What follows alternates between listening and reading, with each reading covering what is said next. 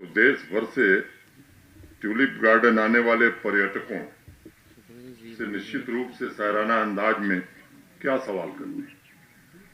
मुझे लगता है आप सबको उनकी वो लाइन याद होगी, कौन देता है जान फूलों पर, कौन देता है जान फूलों पर, कौन करता है बात फूलों की। और फिर मुझे लगता है खुद ही जवाब देने के लिए मखदूम साहब गुनगुनाते कि फूल खिलते रहेंगे दुनिया में, फूल खिलते रहेंगे दुनिया में, रोज निकलेगी बात फूलों की, रोज निकलेगी बात फूलों की। जहां सिर्फ फूलों की बात होती है, ऐसे एशिया के सबसे बड़े ट्यूलिप गार्डन में मैं आप सभी का इस्तकबाल करता हूं, खैर मकदम करता हूं। विशेष रूप से इस गार्डन में काम कर रहे सैकड़ों गार्डनर्स का, कामगारों का मैं विशेष रूप से अभिनंदन करना चाहता हूं, उनके प्रति आभार व्यक्त करना चाहता हूं, जिन्होंने बड़े जतन से, बड़ी मेहनत से इस बाग को सजाया है और कायनात के सभी रंग फूलों के माध्यम से हमारे लिए, आपके लिए उकेरा है। 30 हेक्टेयर में फैले 68 वैरायटी के 16 लाख ट्यूलिप बल्ब का उत्सव। सबसे पहले मैं सभी कामगारों के धैर्य, उनकी तपस्या और उनकी मेहनत को समर्पित करता हूं। जैसा अभी हमारे सेक्रेटरी फ्लोरिकल्चर ने बताया, पिछले साल 3,60,000 लोग आए थे ट्यूलिप गार्डन देखने के लिए। इस गार्डन की स्थापना 2008 से लेकर अब तक का ये सबसे बड़ा आंकड़ा है और मुझे उम्मीद है कि इस साल ये संख्या और बढ़ने वाली है। मैं सभी देशवासियों का आह्वान करता हूं, वो जम्मू कश्मीर जरूर आएं और ट्यूलिप फेस्टिवल के साथ साथ जम्मू कश्मीर के आतिथ्य का भी भरपूर आनंद उठाएं। मित्रों, पिछले 2 सालों से ट्यूलिप गार्डन घूमकर वापस जाने वाले अनेक पर्यटकों से मुझे मिलने का अवसर मिला है। उनके अनुभवों को सुनकर मुझे आश्चर्य होता है कि कैसे जबरवान फुटहिल्स के इस 30 हेक्टेयर में फैले बाग में संस्कृति तथा प्राकृतिक सौंदर्य को देखने की, उसे समझने की आदत को ही बदल दिया है। ऐसे अनेक लोग जो अपने अनुभव साझा करते हैं, उनके अनुभवों में अवश्य शब्दों की कमी हो सकती है, रहती भी है, लेकिन इस गार्डन का जो प्रतीक है, फूलों के साथ उनका जो संवाद स्थापित हुआ है, वो इस गार्डन का जादू है। उसका स्वाद उनके लफ्जों में जरूर दिखाई पड़ता है, अनुभव भी होता है। मित्रों, इस अवसर पर यह कहना ज्यादा मुनासिब होगा कि आज राष्ट्र के मुकुटमणि का जादू पूरे हिंदुस्तान पर छाने लगा है। आदरणीय प्रधानमंत्री श्री नरेंद्र मोदी जी के नेतृत्व में यूनियन टेरिटरी जम्मू कश्मीर में बढ़ती महत्वाकांक्षाओं की एक नए प्रकार की क्रांति शुरू हुई है।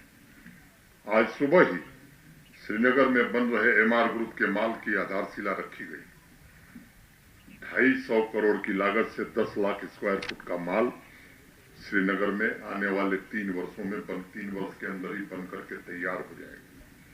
उसके बाद इंडिया यूएई इन्वेस्टमेंट समिट का आयोजन था, जिसमें देश के तथा यूनाइटेड अरब एमिरेट्स के बड़ी बड़ी कंपनियों ने हिस्सा लिया और उनका उत्साह, उनका कॉन्फिडेंस एमआर को जमीन देने के बाद जो दिखाई पड़ रहा था, मैं उम्मीद करता हूं कि आने वाले समय में वो हेल्थ केयर हो, हॉस्पिटैलिटी हो, हॉर्टिकल्चर हो, टूरिज्म हो, अनेक सेक्टर्स में, एजुकेशन हो, मैं उम्मीद करता हूं कि जल्द ही उसके परिणाम जमीन पर हमें दिखाई पड़ेंगे। सभी सम्मानित उद्योगपति जो वहां थे, उत्साह से भरे थे। जम्मू कश्मीर की विकास यात्रा में भागीदार बनने के लिए हमसे ज्यादा उत्सुक थे। ये सच है कि जम्मू कश्मीर की पुरानी पीढ़ी ने बिल्कुल एक अलग माहौल देखा था, इसलिए आज जब नई पीढ़ी और पुरानी पीढ़ी एक साथ बैठती है तो वर्तमान से तुलना होती है। यह हकीकत है कि पुरानी पीढ़ी ने पिछले 3 वर्षों में सामाजिक आर्थिक जीवन में ऐसा बदलाव शायद नहीं देखा होगा। शायद कुछ लोगों ने कल्पना भी नहीं की होगी।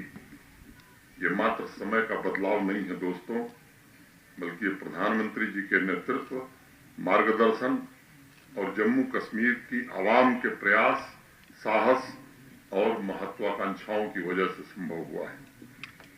70 सालों में देश के बीमारू प्रदेशों ने भी विकास के रास्ते तलाश किए थे, लेकिन राष्ट्र का मुकुटमणि जम्मू कश्मीर पीछे छूट गया था। आज मैं कह सकता हूं कि माननीय प्रधानमंत्री जी ने मात्र 3 वर्षों में जम्मू कश्मीर की तस्वीर और तकदीर दोनों बदलने का काम किया है। न सिर्फ पहले की अपेक्षा 4 गुना 5 गुना इन्वेस्टमेंट बढ़ रहा है, बल्कि 7 गुना 8 गुना ज्यादा प्रोजेक्ट हर साल पूरे किए जा रहे हैं।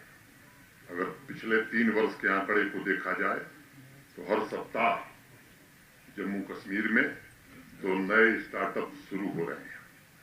3 साल में 6 लाख से ज्यादा नौजवानों को इंटरप्रेन्योर बनाने में हमें सफलता मिली। यानी हर रोज 580 युवाओं ने अपनी व्यावसायिक यात्रा जम्मू कश्मीर में शुरू की है। हमारे पास नई इंडस्ट्री लगाने के लिए देश विदेश से जितने एप्लीकेशंस आ रहे हैं, अगर उनका संक्षेप में मैं विवरण आपके सामने रखूं तो कोई ऐसा दिन नहीं है रविवार को भी 7-8 प्रार्थना पत्र, 7-8 एप्लीकेशन हमारे पास प्राप्त हो रही है। इस साल फरवरी तक 50 से ज्यादा इंडस्ट्रियल यूनिट ने अपना ऑपरेशन शुरू कर दिया है। मात्र 2 सालों में जम्मू कश्मीर डिजिटल सोसाइटी के रूप में ट्रांसफॉर्म हो सका है। 450 से ज्यादा पब्लिक सर्विसेज ऑनलाइन कर दी गई और पिछले साल हर दिन औसतन 12 लाख ही ट्रांजैक्शन का रिकॉर्ड जम्मू कश्मीर ने कायम किया है। ये मात्र आंकड़े नहीं हैं, बल्कि जनता की, यहाँ की आवाम की बढ़ती महत्वाकांक्षाओं को पूरा करने के लिए समावेशी विकास की दिशा में हुई प्रगति का एक नमूना है, जो मैंने आपके सामने प्रस्तुत किया है। टूरिज्म सेक्टर को देखें तो पिछले साल 1,88,00,000 टूरिस्ट जम्मू कश्मीर आए थे। हमारी यूनियन टेरिटरी के लिए एक नया रिकॉर्ड है और मैं मानता हूं कि इस साल जनवरी फरवरी महज 2 महीने में 4,70,000 टूरिस्ट जम्मू कश्मीर में आ चुका है। मैं वैष्णो देवी यात्रा करने वाले दर्शनार्थियों की संख्या इसमें नहीं जोड़ रहा हूं। ये एक नया रिकॉर्ड है।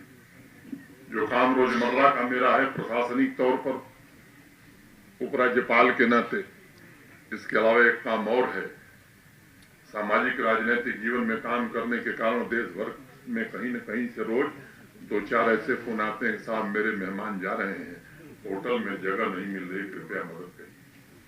ये भी एक काम जुड़ गया है और मैं कह सकता हूं कि टूरिज्म सेक्टर से जुड़े लाखों परिवार आज उस बदलाव को दिल की गहराइयों से महसूस करते हैं।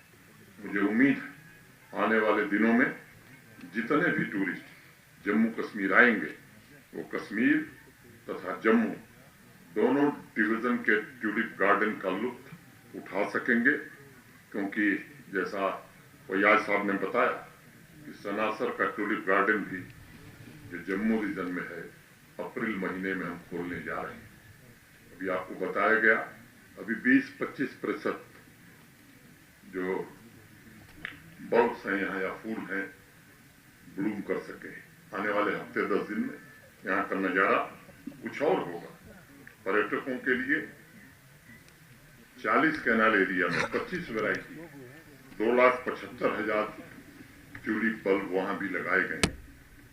आज हमारा एक एक कदम विकास की प्राथमिकताओं से परिभाषित है। आज जम्मू कश्मीर का एक एक नागरिक अपनी रचनात्मक क्षमता का अनुभव कर रहा है।